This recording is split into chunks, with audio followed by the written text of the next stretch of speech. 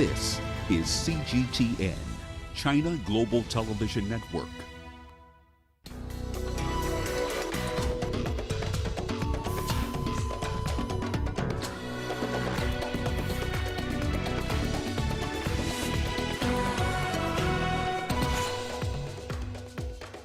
Mali's presidency says President Goita targeted by stabbing attack.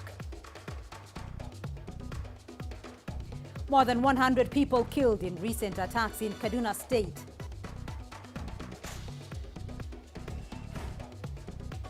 And Indonesia to offer vaccines to people aged 12 to 17 years. Hello everyone, welcome to Africa Live on CGTN with me, Beatrice Marshall in Nairobi. We'll bring you the details on those stories in just a moment, but first, here's Uche Okoronkwo with the day's business headlines. Uche. Thank you, Beatrice. And here's a look at what's coming up on Africa Live Biz. Tunisia secures $70 million in funding to support its economic recovery.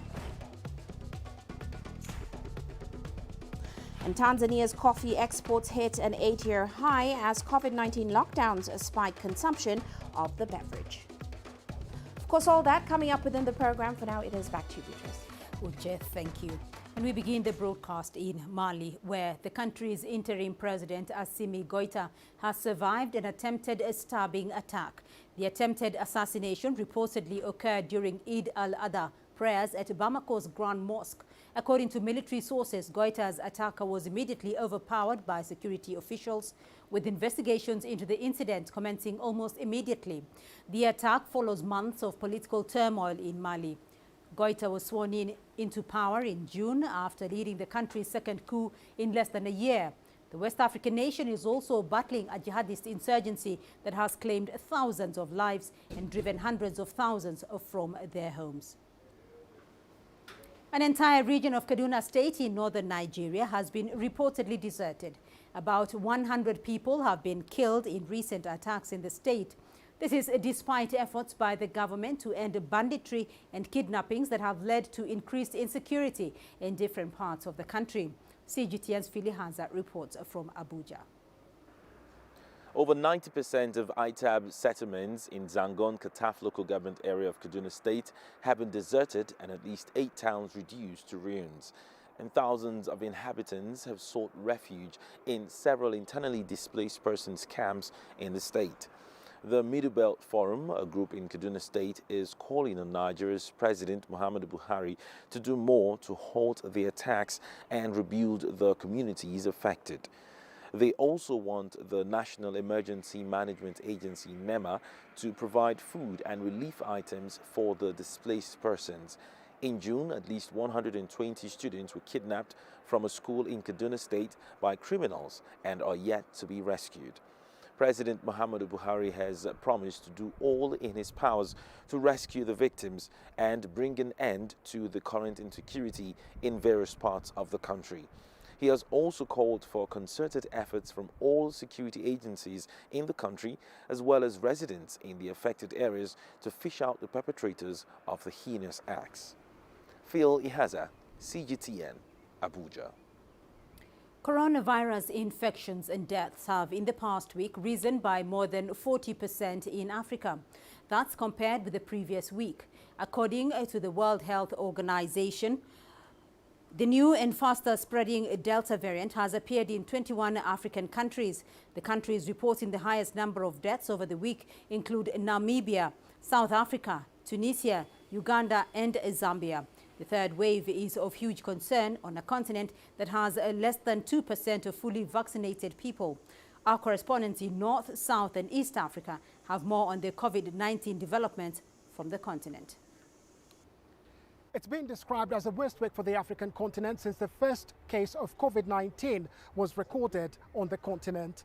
In the past week, several African countries have reported a record number of cases and deaths. I'm joined by colleagues from South Africa, Julie Shire, Farai Mokituya in Zimbabwe, and Adnan in Tunisia to give us an overview of the situation around the continent. First, here in Kenya, the country is in the midst of a third wave fueled by the Delta variant of the virus. There are about 1,200 hospitalized cases, with the infection rate hovering at about 8.2% from Monday. About 1.6 million Kenyans have received the first dose of the AstraZeneca vaccine, while 600,000 Kenyans have received the second dose of the AstraZeneca vaccine.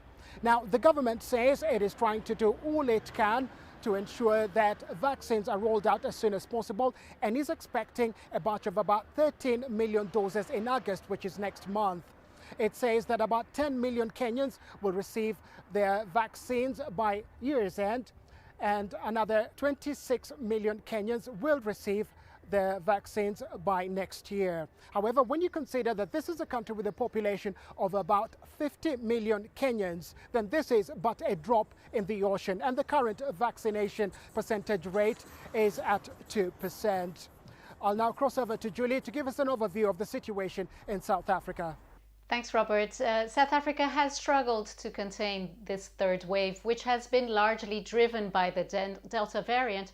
But despite the stricter level 4 lockdown restrictions, deaths have shot up to over 600 in a single day. Just yesterday, we had 212 people succumb to this disease. And obviously, there's been concerns that these cases might spike after last week's violence and looting and unrest in KwaZulu-Natal and Gauteng province. So South Africa at the moment stands with 2.3 million cases. It is the highest on the continent, and it has recoveries around 89%. But sadly, 67,000 people have died from the virus.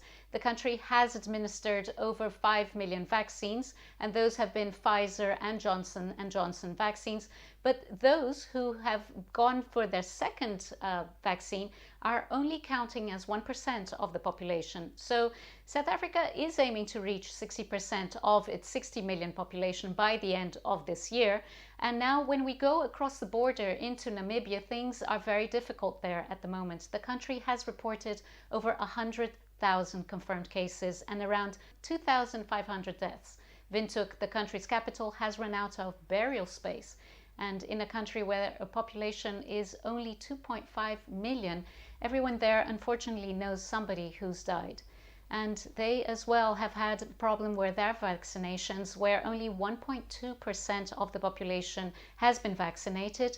Their vaccine campaign had been shelved due to the unavailability of vaccines, but that kind of resumed this weekend when they received 250,000 doses of Sinopharm. So we now cross to Farai Mukatuya in Harare, Zimbabwe, to see how the situation is there. Well, thank you so much, Julie. In Zimbabwe, the Delta variant accounts for about 80% of new infections, and those infections are on the rise, unfortunately. In the past 7 days, there have been over 17,000 new cases and 512 deaths. 102 of those occurred on a single day, July 16th. And that is the highest number of deaths per day that Zimbabwe has seen since this pandemic broke out. Officials here say that this is very alarming, and what is of more concern is that there's also been an increase, or reports of an increase, in infections amongst healthcare workers, doctors and nurses. And that is of concern because it may compromise the capacity to which the health services sector can respond to the pandemic if the caregivers themselves are ill. Zimbabwe is targeting to inoculate about 1 million people during the next 2 weeks, where it has put the country under level 4 lockdown. That means that travel is restricted, business hours are restricted, and an overnight curfew has been extended. The situation is equally as worrying in neighboring Zambia, where there is an unprecedented increase in the number of infections and deaths too. 91 deaths have been reported in the past week. 10,500 cases have been confirmed in the last 7 days too. This pandemic has forced the closure of school. It has disrupted business and everyday life in Zambia, and authorities there are now urging Zambians to go out and get vaccinated, especially because there has been thus far a slow uptake of these vaccines. By 18th of July, only 62,000 people had been fully vaccinated. That represents just 0.03% of the population. So clearly, a lot more work needs to be done in terms of ramping up and accelerating that vaccination drive. I'll now hand you over to Adnan Chawachi in Tunisia. Thank you so much. Well, the situation is also very complicated and very difficult here in Tunisia, in North Africa, with over 17,000 victims of COVID-19. At least 17,000 people have died of COVID-19. And the rate of infections and deaths is on the rise since July, and the hospitals have reached their maximum capacity. That's why Prime Minister Hisham Shishi has signed a decree ordering the requisition of all private health facilities and clinics to support the national effort against COVID-19. The less than 1 million people have already been inoculated, have their first and their second dose of COVID of the vaccine. The daily target is 100,000 vaccinations per day, while we have recorded less than 45,000 vaccinations per day. The President of the Republic has ordered the army, the military health personnel, to intervene in the south of the country to step up the vaccination campaign. And during the 3 days of the Eid al-Adha holiday, the health ministry will open for 2 days, will open the vaccination centers for people aged 18 to 45. People aged 45 years old will have the AstraZeneca vaccine, and people aged 18 and over 18 will have the Sinopharm vaccine. Some 500,000 vaccines have been made available following donations from friendly countries. The wave of support with Tunisia is very important, and we are witnessing an important movement at Tunis Carthage International Airport, where planes loaded with medical equipment and oxygen and vaccines are coming to show the solidarity with Tunisia and with the Tunisian population. Back to the studio with our friend and colleague Beatrice Marshall.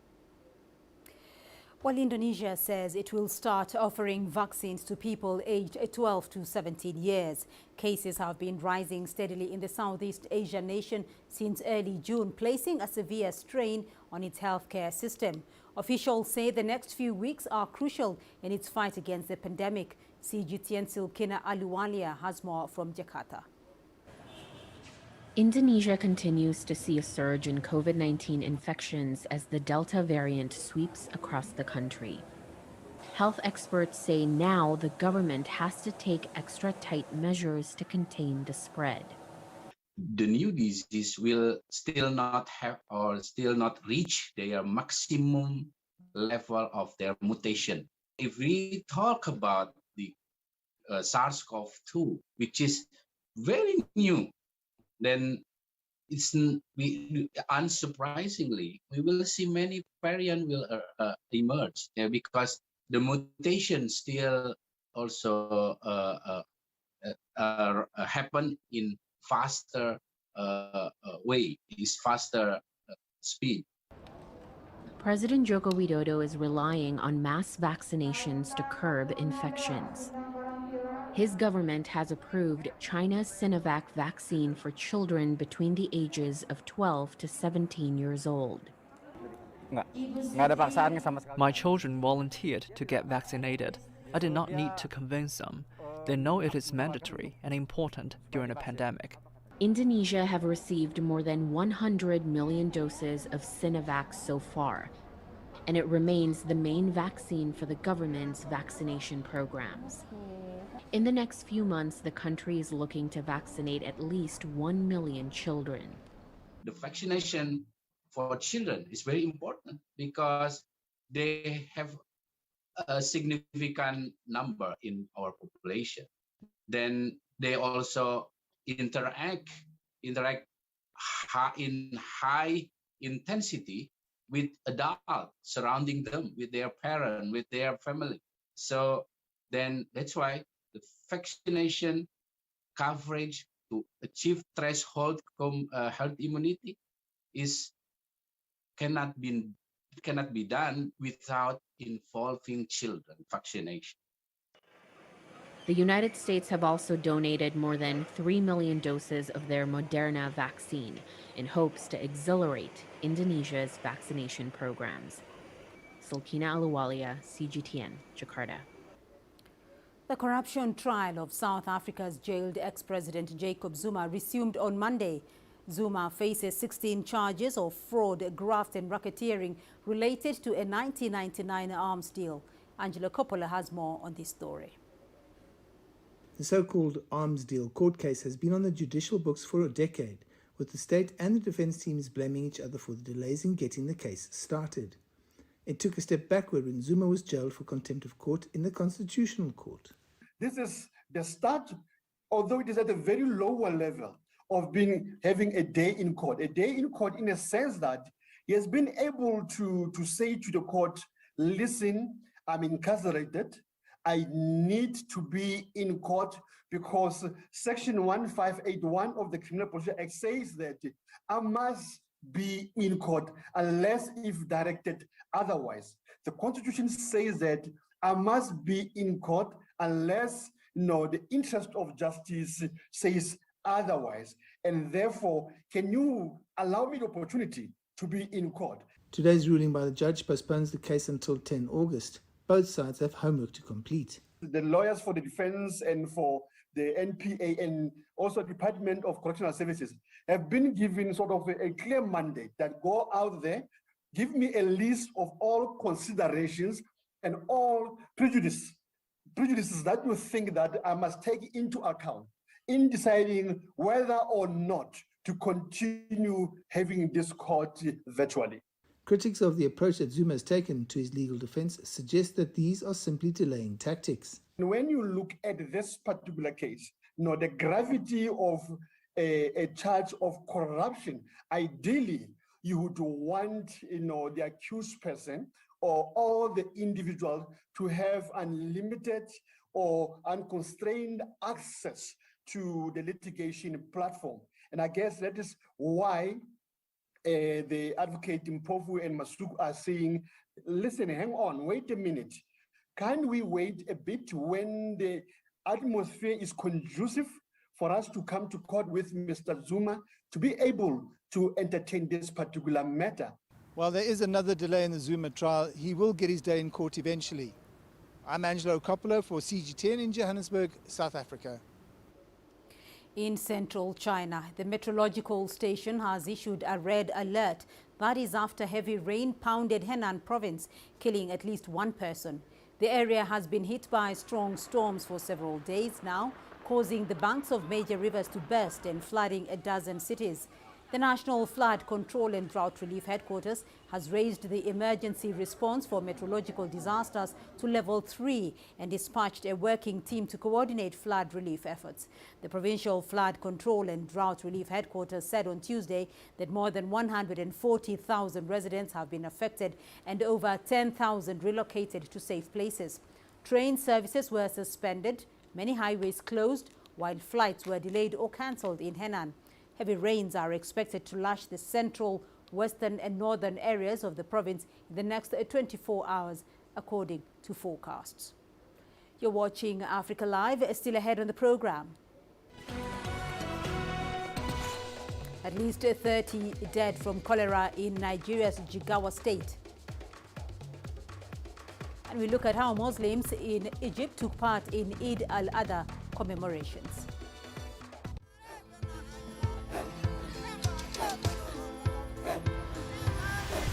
Africa is a continent of diversity, with varied climates and enchanting geography, and a people so distinct, but with a shared enduring spirit. We are at the heart of the continent to bring you the untold stories. Let's have a look. We celebrate Africa as it shapes its own destiny. Tunis, Cairo, Juba, Johannesburg, Ethiopia, Tanzania. Africa Live. Find your voice.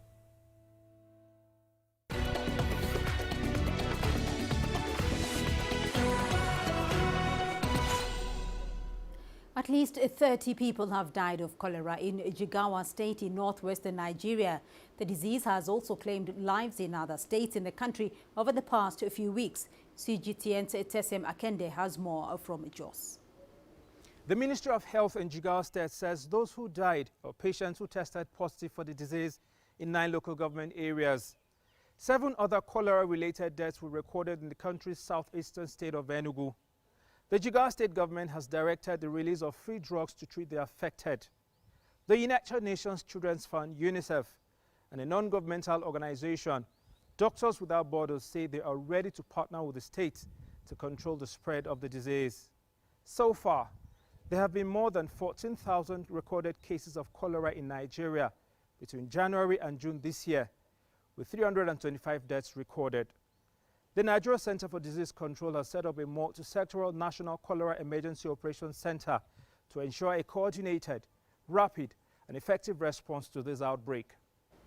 Tesem Akende, CGTN, Jos, Nigeria. Muslims around the world are celebrating the first day of the Eid al-Adha feast. It is an event to commemorate Prophet Ibrahim when he was willing to sacrifice his son to God. CGTN's Yasa Hakim takes a look at how one Egyptian family spent the first day of the Eid al-Adha.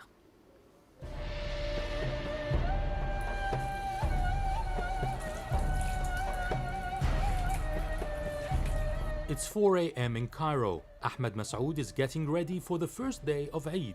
His small family is also up and they're going out early in the morning for the Eid prayers. They take a ride heading to Al-Noor Mosque in Cairo's Abbasiyya neighborhood.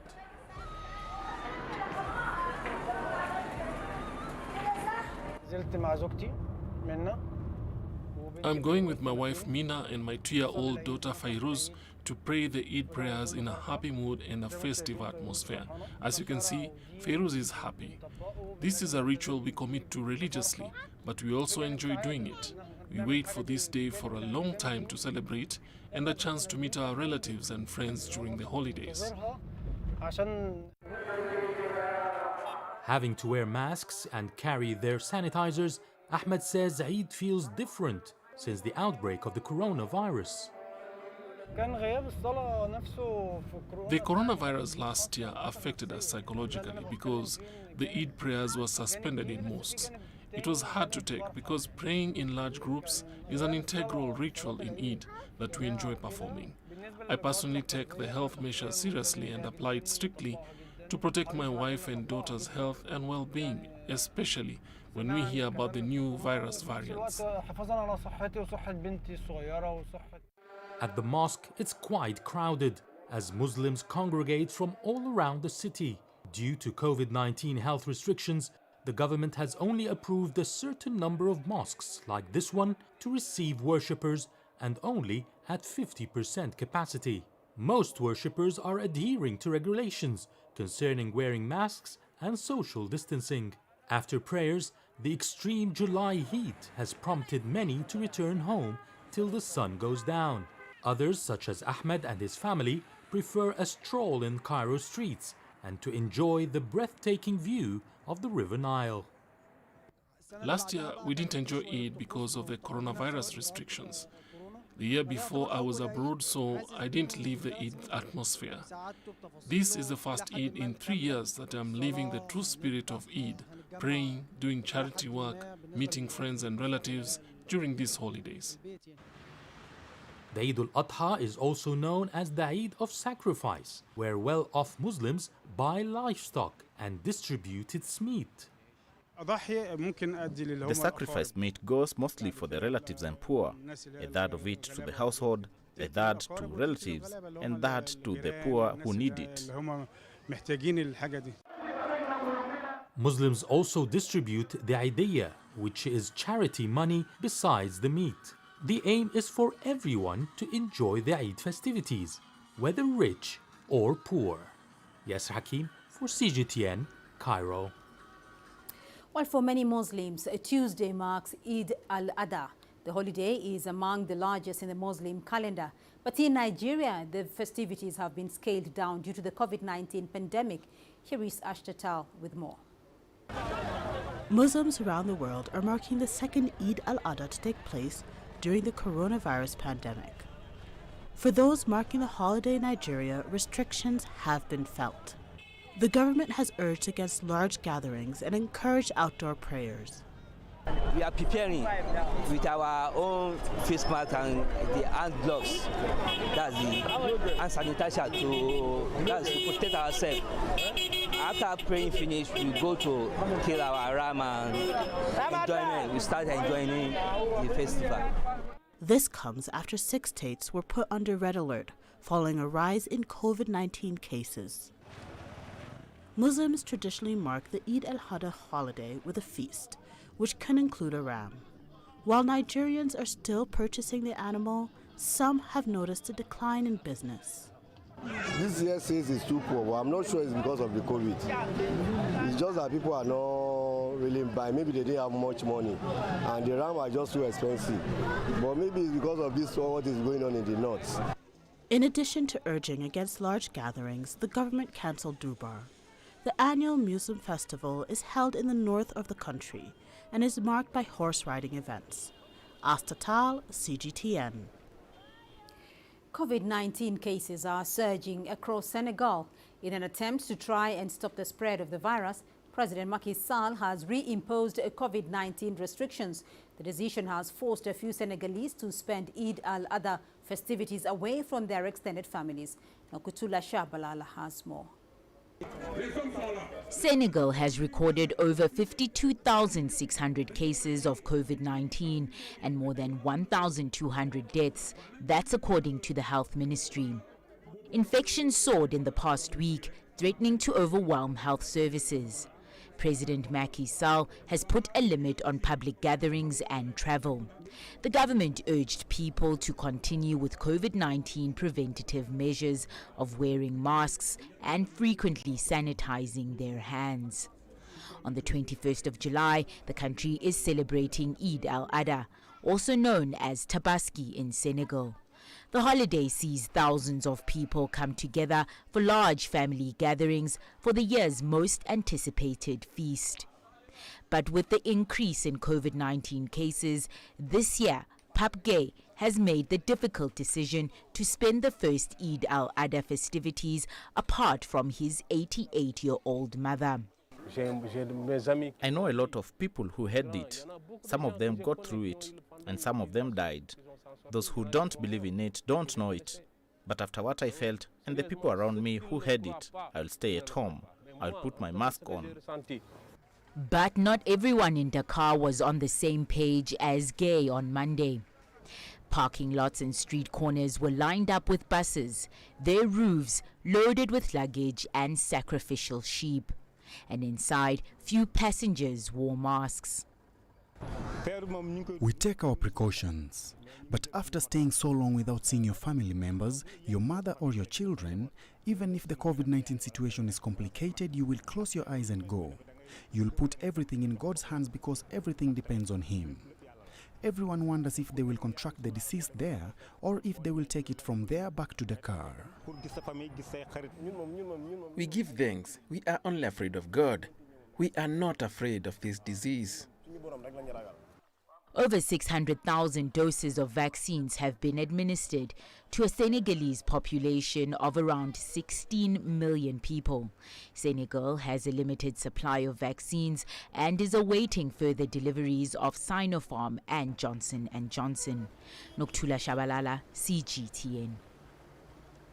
Well, let's now go to Uche Okronko for a look at the day's business news. Uche. Thanks, Beatrice. And coming up on Africa Live Biz.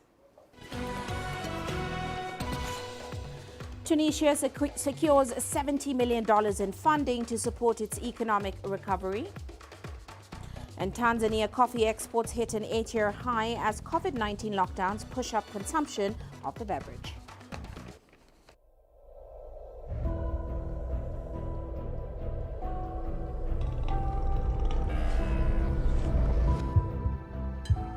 This has taken me completely out of my depth, but at the same time it's exciting. It's new, it's different, it's a challenge. It's really exciting.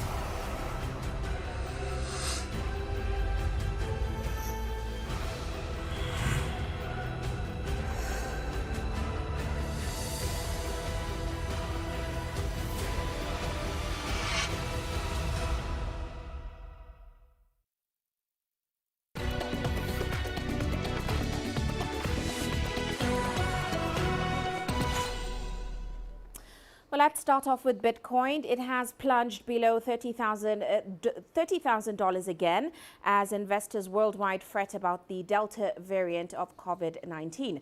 According to CoinDesk, the cryptocurrency is down roughly 6% over the last 24 hours. Other cryptocurrencies also fell. Ether fell over 6% and XRP sank almost 9%. Now, Bitcoin is up about 1.87% for the year. Ether and XRP are both up about 135% for the year.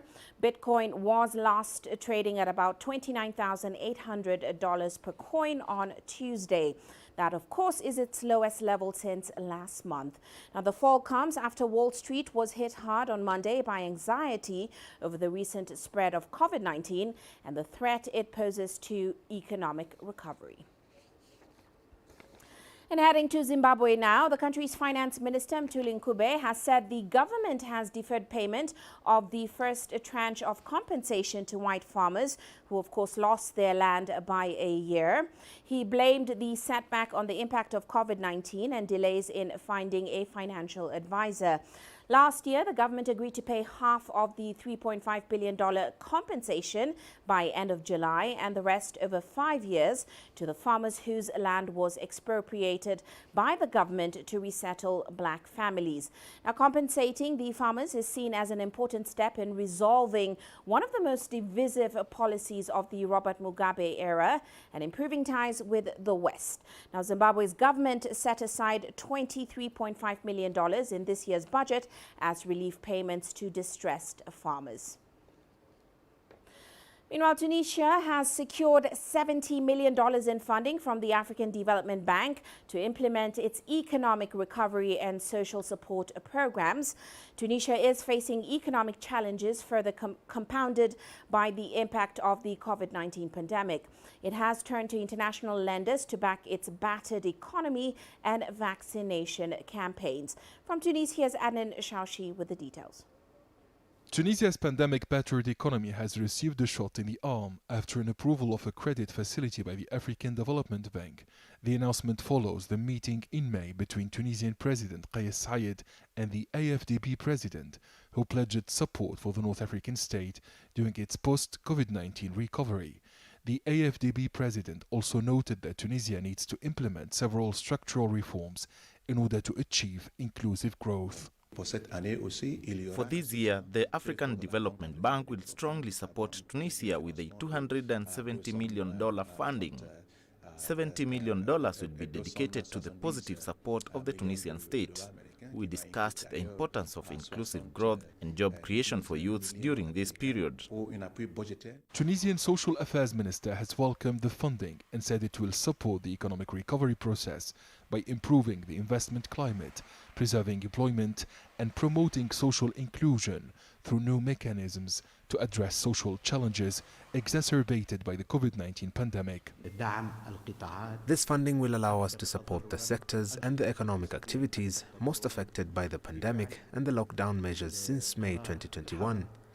The successive general lockdowns have paralyzed many businesses and caused unprecedented layoffs. Authorities in Tunis added that the objective of the program is to improve the efficiency of social spending by streamlining social assistance programs and adopting a more targeted approach to beneficiary populations. Even the citizens who do not have social security will benefit from this financial support. We are aware that tens of thousands of people lost their source of income and were unable to find new jobs. The crisis is affecting all social classes and categories. The funding from the Abidjan-based Lanta will also support 230,000 employees threatened by layoffs and who are exposed to technical unemployment to preserve their jobs or provide them with social assistance. 1.4 million microcredit applicants will also be able to access banking services thanks to the program. According to the African Development Bank, mitigating the socio-economic impacts of the COVID-19 pandemic and supporting a more sustainable and inclusive economic recovery are the AFDB's priorities to help Tunisia emerge from the current economic and social crisis. Adnan Shawishi, CGTN, Tunis. And And to Tanzania now, the country recorded 8-year high coffee exports in the recently ended 9-month season, and that's thanks to COVID-19 lockdowns, which spiked coffee drinking rates. Now, the season saw Tanzania make around $137 million from coffee exports. That is a 20% increase from the previous season. Here's CGTN's Isaac Lukando with more from Dar es Salaam. Godfrey Mzava has years of experience exporting grain. However, logistical challenges due to COVID-19 lockdowns around the world unexpectedly shifted his attention to coffee, earning him an income in difficult times. When the COVID-19 pandemic began, we were very surprised to get orders to export coffee. We didn't do much last year given the fact that we were only starting off. We got an order from Vietnam and one from China. This year, we already have 3 orders lined up. Tanzania has traditionally exported its coffee to Japan and Europe. Authorities are now keen on capitalizing on China's growing interest in Tanzanian produce. Many traders, they prefer to trade in China as it's quick and also easy to trade with China compared to Europe market. So we think there was that big demand compared to our capacity of producing last year. And also we expect this year it will be the same because we receive a lot of inquiries from China market. While exports are booming, only 5 to 7% of Tanzanian coffee is consumed locally. The government's stated goal is to boost these numbers to at least 10% by 2025. According to the Tanzania Coffee Board, coffee represents about 5% of Tanzania's total exports, earning the country an average of $100 million every year over the last 30 years. With a growing demand for the country's coffee, authorities are worried about the lack of information dampening the enthusiasm of potential exporters. They are hoping the recent launch of a trade portal will help garner more interest from traders. Most traders, they think that it's very complicated to acquire export documents, some of them, and that's why we are basically putting effort on creating awareness on export procedures and requirement documents for export. The government wants to exceed its current output of 70,000 tons of coffee annually. It hopes to offer farmers, traders, and thousands of their dependents in the country more income and better lives. Isaac Lukando, CGTN, Dar es Salaam.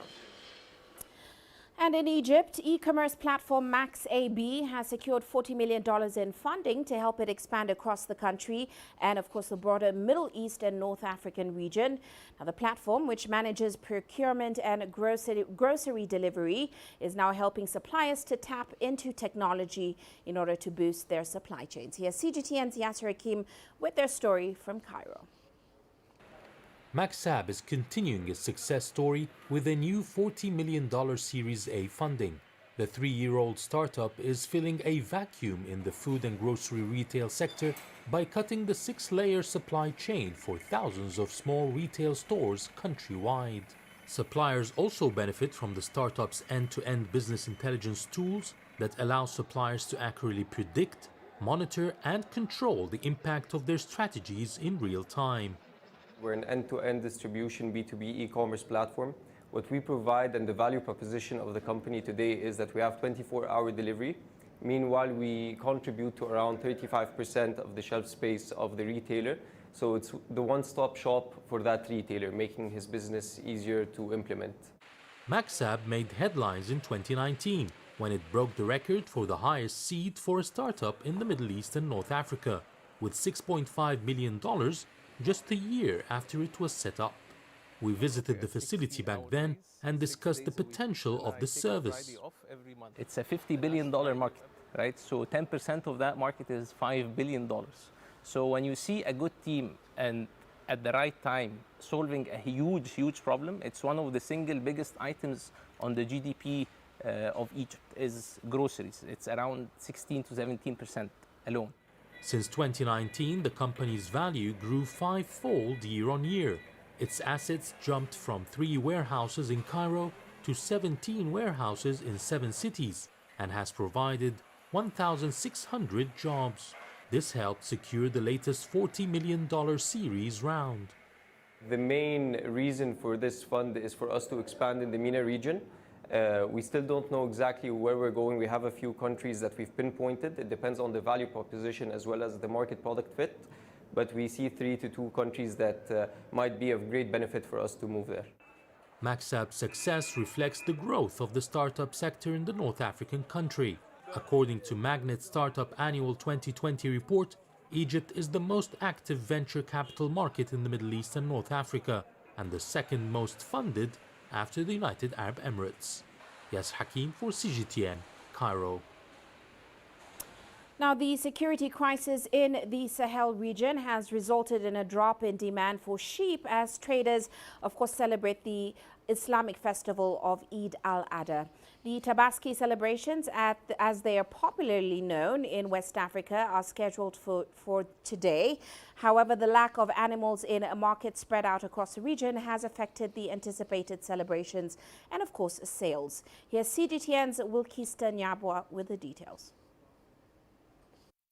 Traders located in the Sahel region are reeling from lack of demand for sheep amid the upcoming Islamic festival of Eid al-Adha. They had earlier forecasted a huge turnaround in demand. However, the unprecedented jihadist conflict, ethnic attacks and banditry have affected their sales. The Minister of Rural Development and myself have indeed taken steps to involve the Ministry of Defense, the Minister of Interior and the Minister of Internal Security and all the governors of the regions concerned so that the animals can really come in suitable conditions. And in the vast areas outside of state control, Islamist militants often levy taxes in the form of livestock. Recurring droughts in the semi-arid region also decimate herds. Dealers who make it to markets in Sahelian cities now often bring fewer animals with them, driving up costs for consumers. Yes, we have had difficulties. The difficulties are that it takes a lot of effort to reach their destination. With the insecurity, we can no longer use our own loading points. The sheep have to walk for miles to reach the secure points.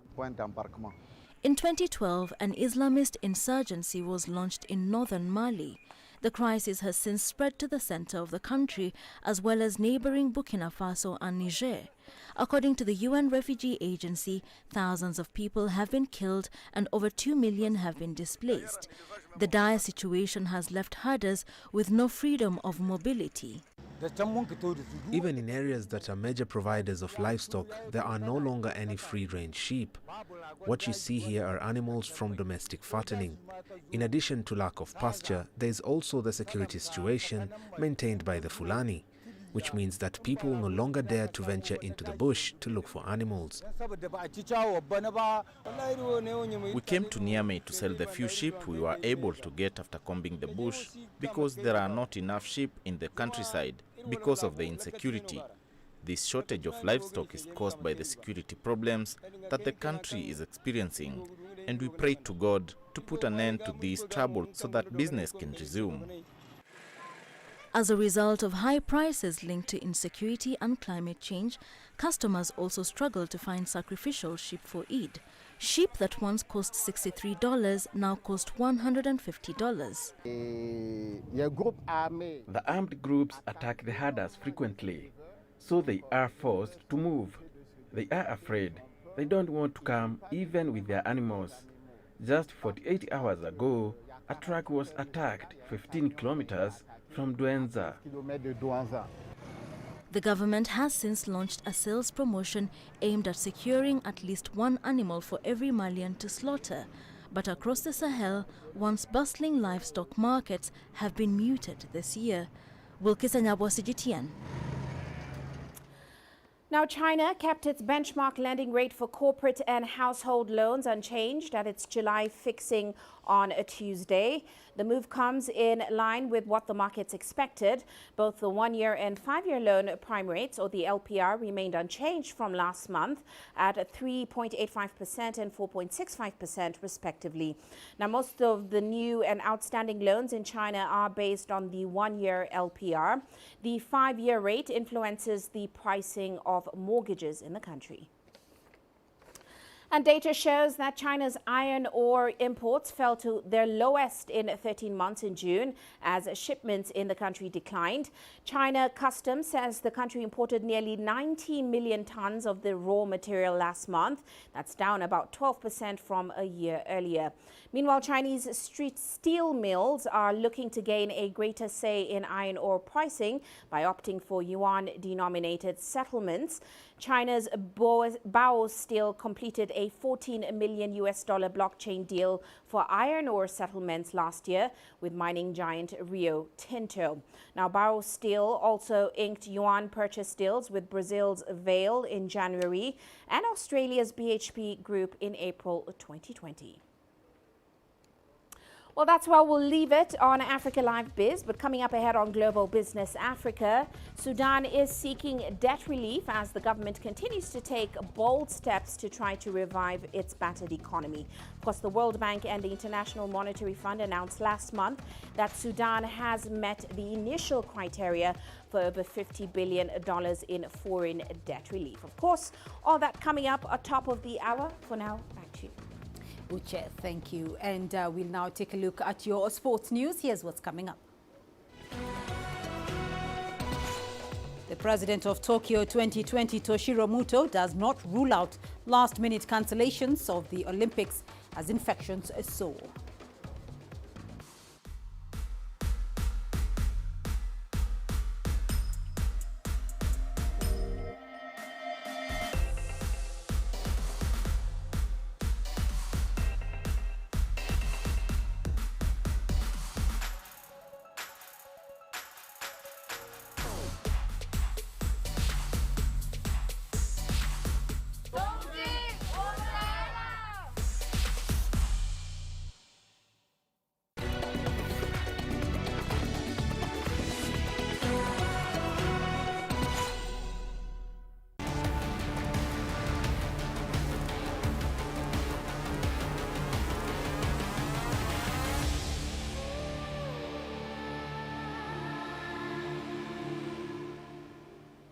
And we start with the latest news from Japan, where the president of the Tokyo 2020 Organizing Committee, Toshiro Muto, does not rule out a last-minute cancellation of the Olympics as more athletes tested positive for COVID-19 and major sponsors ditched plans to attend Friday's opening ceremony. At a news conference on Tuesday, Muto said he would keep an eye on infection numbers and liaise with other organizers if necessary. With regard to infections, what will happen to the status of infections? We can't predict what will happen to the number of coronavirus cases. So we'll continue discussions if there's a spike in the cases. I think that's all I can say at this juncture. At the five-party meeting, which was held the other day, we agreed that based on the coronavirus situation, we will convene a five-party talks again. At this point, the coronavirus cases may rise or fall, so we'll think about what we should do when the situation arises. Well, Ahmed Zahir is one of Egypt's most successful shooters. He has stood on the World Championships podium thrice in the past 2 years, winning 2 silvers and a bronze. That is the closest the country has come to gold in shooting.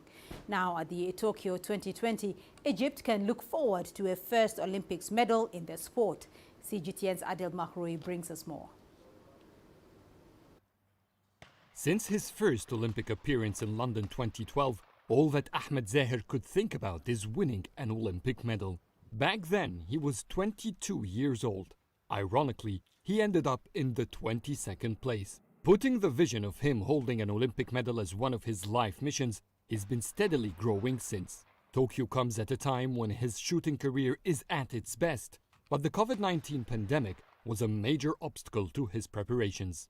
Due to the stop of COVID-19, as you can see, there's no way that we can train in our homes.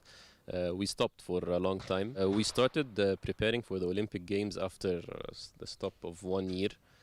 We started shooting competitions abroad. We went to Morocco. We had training camps in Italy. We shot World Cup in Egypt, another World Cup in Italy. And now we have another training camp in Italy before going to the Olympic Games. Then we're ready after that.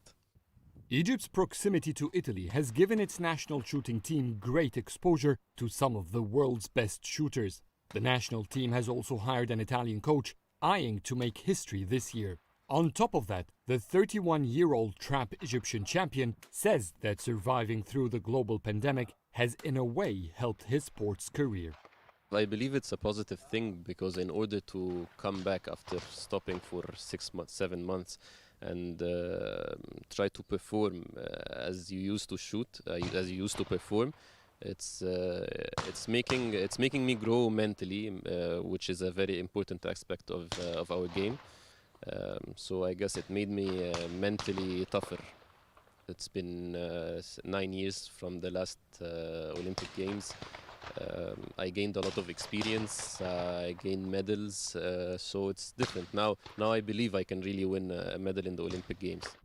Since 2019, Zeher appeared in the top 10 list of world competitions more frequently than any time in his career. More importantly, he stood 3 times on podiums of World Cups, winning 3 silvers in single, mixed and team events. He's part of one of the strongest shooting teams Egypt has ever seen. This time, hopefully it's different. We were qualified to the Olympic Games through World Cups, not African Championship, which is different. Mentally for us it's different because you believe that you won already a World Cup. That means you can win again in the Olympic Games. All you have to do is give 100% during the competition, and hopefully it will go well and we hope to win medals. Only one African nation won a shooting medal at the Summer Olympics. South Africa made this historic step with a silver medal in the 1920 Games. Adil Mahroui, CGTN, Cairo. To Kenya now, where 2-time Africa high jump champion Matthew Sawe is optimistic of putting in a good show at the Tokyo Olympics. The 33-year-old is eyeing a new personal best to improve on his current mark of 2.30 meters, which also stands as the national record. Sawe sealed his spot in the Tokyo Games through the world rankings released on the 29th of June. He placed 24th by the close of the qualification window. Boasting a wealth of experience, Sawe is keen to leave a mark at the largest and most prestigious sporting event, despite being out of competitive action for a long spell due to the pandemic. The high jumper and Olympic javelin silver medalist Julius Yego are the only field event athletes in Team Kenya. Meanwhile, Kenya women's volleyball team Malkia Strikers have arrived in Tokyo from their training base of Kuruma City in Japan ahead of their Pool A opener against hosts and 2-time Olympic champions Japan on Sunday. Besides the hosts, Kenya will take on Beijing 2008 and the London 2012 gold winners Brazil, Serbia, Korea and the Dominican Republic. Malkia Strikers wrapped their 5-day pre-Olympics training camp in Kuruma City, Fukuoka Prefecture on Monday and arrived in Tokyo this morning. The team libero, Agrippina Kundu, believes the team can reach the quarterfinals of the Olympic Games for the first time on their 3rd appearance following back-to-back 11th finishes at the Sydney 2000 and Athens 2004 editions. We are visitors. Japan are home. It is good there are no funds, meaning it's like everyone is away from home. We will take them on head-on. All these teams are good, including us as Malkia Strikers, whether it is Serbia or Brazil or Dominican Republic. Anyone who does not take us seriously will be in for a rude shock. We are ambitious enough to dream of quarterfinals. We want to slay 2 giants and we are in the quarterfinals. We will have achieved a lot.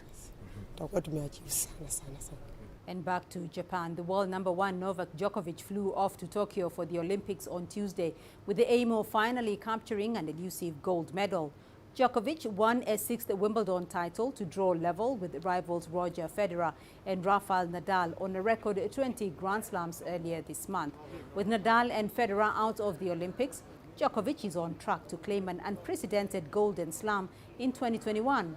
Should the Serb triumph in Tokyo and go on to win the US Open in September, he would become the first man ever to win all 4 majors and an Olympic gold medal in the same year. Despite a number of star names pulling out, the 34-year-old believes it will still be a tough tournament. I am aiming for the highest medal. I am aiming for gold. It's not a secret. It is, of course, a great goal, a great ambition even before the beginning of this season. 4 Grand Slams and the Olympics is what I set as a goal and where I'd like to play my best tennis and to be at the top of my form. Away from the Olympics, Prop Taj Farlong admitted to some tension in the British and Irish Lions camp as they await coach Warren Gatland's selection for the opening test against the world champion South Africa on Saturday. The first match takes place at the Cape Town Stadium before 2 further tests in Johannesburg on the 31st of July and the 7th of August. Yeah, I'm feeling good, thanks. It's nervous, isn't it? Everyone's a little bit on edge. I suppose we're into the nitty-gritty of the tour now, and I think it means a lot to people. So I think everyone's just kind of waiting to see how it pans out, or if you're in or out.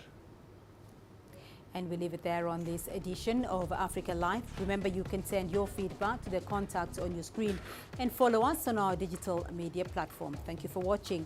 I'm Beatrice Marshall in Nairobi. Uche Okuronko is up next with Global Business. Bye-bye.